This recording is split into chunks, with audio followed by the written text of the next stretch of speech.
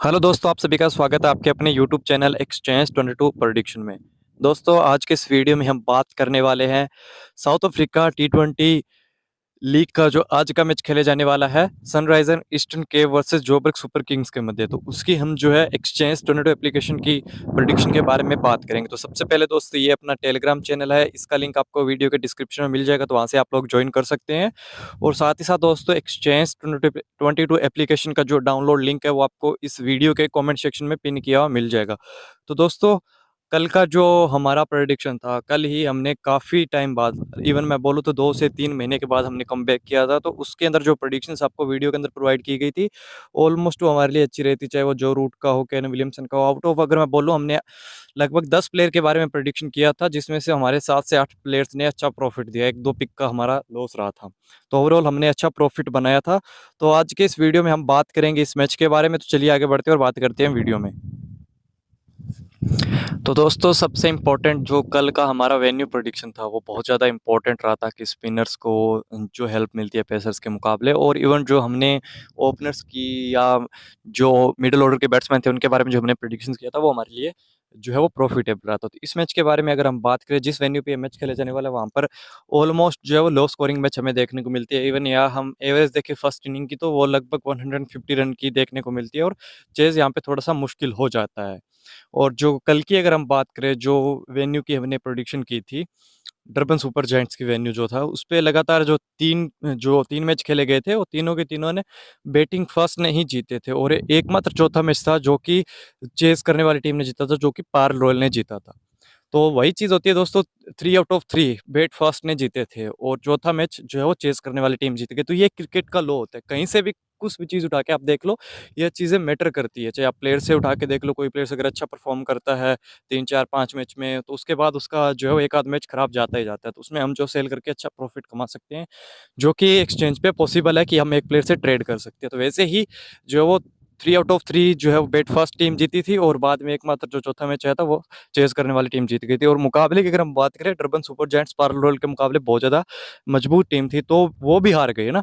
तो ये एक ब्लंडर होता है, जो कि क्रिकेट का लॉ बोला जाता है, क्रिकेट के अकॉर्डिंग होता है। तो अब सबसे इम्पोर्टेंट दोस्तों, अगर हम जो इस सीज़न के अंदर अच्छी फॉर्म में हैं, लाइक अगर हम पावर प्लेज़ की बात करें, जो हम पावर प्ले में जो बैट्समैन आते हैं ना, उनको हम सेल करते हैं, तो वो अपोज़िट टीम की जो है वो बॉलिंग जो उनका लेंथ है, उसको देख के हम जो है वो सेल करते हैं, लाइक कि उनके अंदर वो कितना विकेट्स थ्रो कर रहे हैं या बॉलर में कितना पोटेंशियल है, तो उसके अकॉर्डिंग हम बात करते हैं। तो अगर हम बात करें फाफ डू प्लेसिस और कॉनवे की, देखो बहुत ज़्यादा कम ये विकेट्स थ्रो करते हैं पावर प्ले के अंदर, और इनका जो जिस बॉलर से इनका सामना होने वाला है पावर प्ले के ओवर्स में, तो वो है मार्को यान्सन, और वो भी कम नहीं है। उनका भी सीज़न का पावर प्ले बहुत ज़्यादा शानदार गया, और लगभग हाईएस्ट विकेट टेकर है सीज़न के। तो बहुत ही ज़्यादा अच्छी राइवलरी होने वाली है। तो सबसे इम्पोर्टेंट देखो दोस्तों, हम जानते हैं कि ड्वेन कॉनवे और Faf du Plessis wicket easily throw नहीं करते हैं। और रही बात कॉनवे की, तो कॉनवे एक लो स्ट्राइक रेट से खेलते हैं, स्टार्टिंग में इतने ज़्यादा कुछ बाउंड्रीज नहीं लगाते हैं, बट बाद में जो है वो ये इनिंग को स्टेबल करते हैं और अपना स्ट्राइक रेट को भी इंक्रीज़ करते हैं। तो एकमात्र अगर हम बात करें यहाँ से जोबर्ग सुपर किंग की तरफ से, तो दोनों रीढ़ की हड्डी है, फाफ डू प्लेसिस और कॉनवे, और इवन हमें रेट भी सिमिलर देखने को मिलेगा। और दूसरी टीम की अगर हम बात करें, सनराइजर ईस्टर्न केप की बॉलिंग की, तो देखो मार्को यान्सन जो है वो पावर प्ले के अंदर बॉलिंग करते हैं।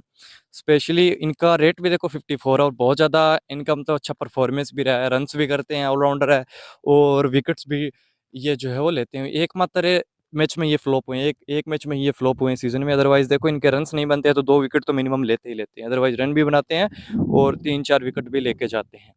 तो मार्को यान्सन देखो, मैं यही बोलूँगा कि मल्टीबैगर के लिए एक बढ़िया चॉइस बन सकती है। और इवन अगर मैं जोबर्ग की अगर बात करूँ, इनके जो ओपनिंग पेयर की बात करूँ, तो बहुत ज़्यादा शानदार है। देखो, थोड़ा-सा वही है कि लास्ट के कुछ मैचेस में अच्छा किया, बट इसके अलावा हमारे पास कुछ ऑप्शन नहीं है, क्योंकि रेट सिर्फ़ 30 का है सेल के अंदर। सो उसके अकॉर्डिंग तो मैं यही बोलूँगा कि हम इनको बाय ही करेंगे, थोड़ा-सा रिस्की हो जाएगा सेल के लिए। आप देखो, दोनों को भी बाय कर सकते हो, अदरवाइज़ दोनों में से एक अच्छा लगे, तो मैं बोलूँगा स्टेबिलिटी हमें ड्वेन कॉनवे ही देंगे। ठीक है ना? ये आउट हो जाते हैं तो स्टार्ट की 2 4-5 बॉल में ये स्ट्रगल करते हैं, अदरवाइज़ फिर ये सेट होने के बाद अच्छा परफॉर्मेंस देते हैं। और फाफ डू प्लेसिस का भी यही है, एक बार सेट होने के बाद ये अच्छी खासी पिटाई करती है। बट वही अगर हम वेन्यू का स्कोर देखें, तो फर्स्ट इनिंग का स्कोर 150 है, और बाद में चेजिंग टीम इतना अच्छा नहीं कर पाती है। हाल ही का जो हम स्कोर कार्ड देखें, जो कि जिसके अंदर की सेकंड जो बैटिंग कर रही थी चेजिंग टीम थी वो 97 रन पे आउट हो गई थी, ऑल आउट हो गई थी।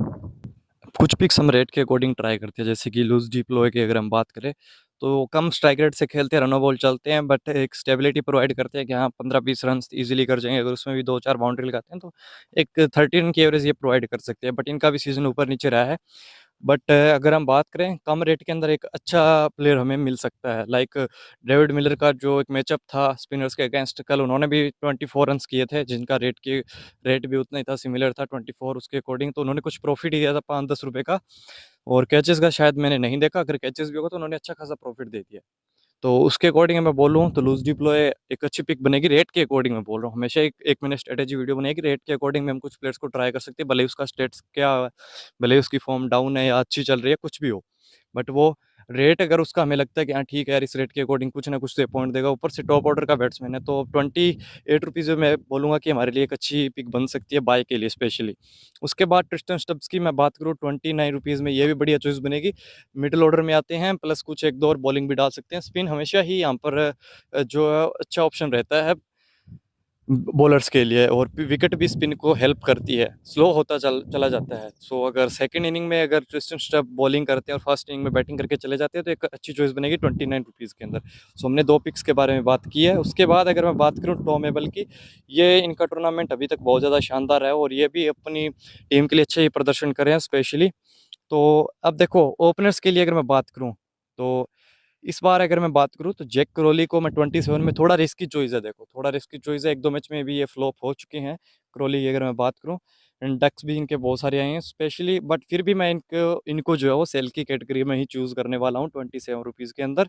और इवन मार्करम देखो इतना ज़्यादा मैं कंसीडर नहीं करता हूँ इनको, T20 के लिए, ओडीआई के लिए भी बेस्ट चॉइस मेरी बन सकती है, बट स्पेशली T20 में इतना ज़्यादा कंसीडर नहीं करता हूँ। बट विकेट ले रहे हैं अभी, आप किसी को भी देख लो, स्टीव स्मिथ जो बिग बैश लीग के अंदर जो अच्छा परफॉर्म कर रहे हैं, क्योंकि वो है एक ओडीआई और टेस्ट के प्रॉपर बैट्समैन।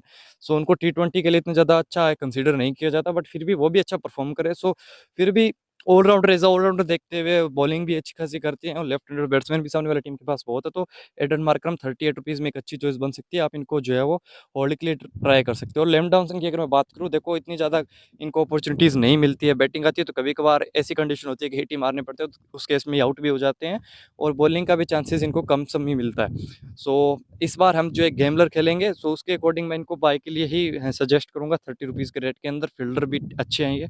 सो उम्मीद है कि अच्छे पॉइंट्स दे जाए, थोड़ा इन्वेस्टमेंट लेस रखना, बट लेम डॉसन को मैं बाय के लिए ही सजेस्ट करूँ। हम कुछ ऐसे प्लेयर्स पे फोकस करेंगे जिनके बारे में कोई बात नहीं करेगा, सो स्पेशली हम उन पे ही ट्राई करेंगे। अगर सनराइजर ईस्टर्न के पहले बॉलिंग करती है तो मार्को एंसन भी इंपॉर्टेंट हो जाएंगे बाय के लिए, उस केस में अगर इनकी टीम चेजिंग में आएगी तो विकेट गिरेंगे और ये रन्स भी कर सकते हैं अच्छे खासे।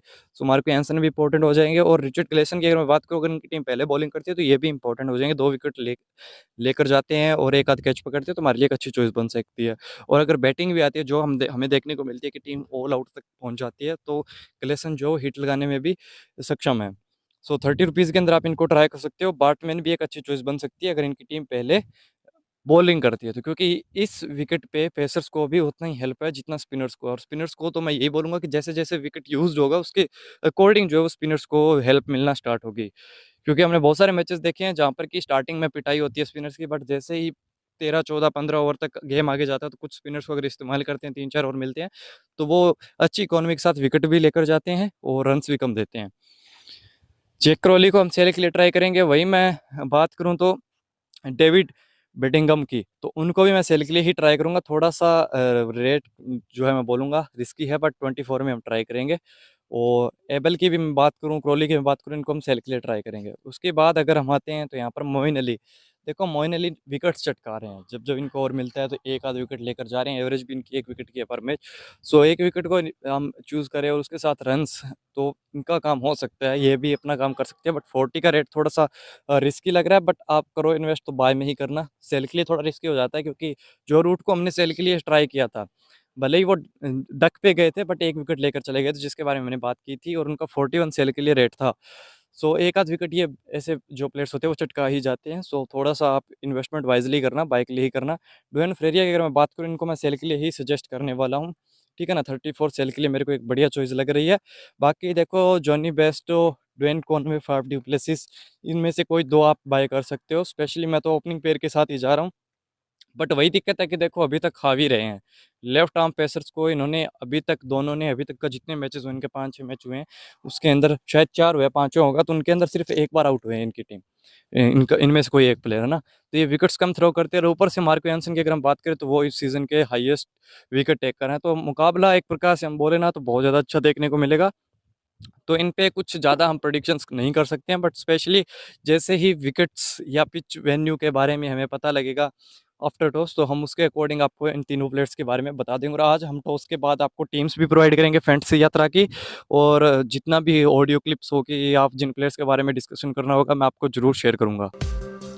तो दोस्तों यह फैंटेसी यात्रा एप्लीकेशन जो कि एक्सचेंज टूर्नामेंट एप्लीकेशन के द्वारा ही लॉन्च किया हुआ इनका दूसरा एप्लीकेशन, जहाँ पे हम जैसे 11 प्लेयर्स की टीम बना के खेलते हैं वैसे खेल सकते हैं। और स्पेशली जो जीएल खेलने के इच्छुक है, जो बंदे जीएल खेलते हैं, तो देखो जीएल के अंदर हमें लगभग 1-1.5 करोड़ लोगों के साथ कम्पीट करना पड़ता है, बट यहाँ पर हमें सिर्फ और सिर्फ 22 लगातार मैचेस जीतने हैं हेड टू हेड के, और हम जो 1 CR जीत सकते हैं। और इस पे अलग अलग लेवल है।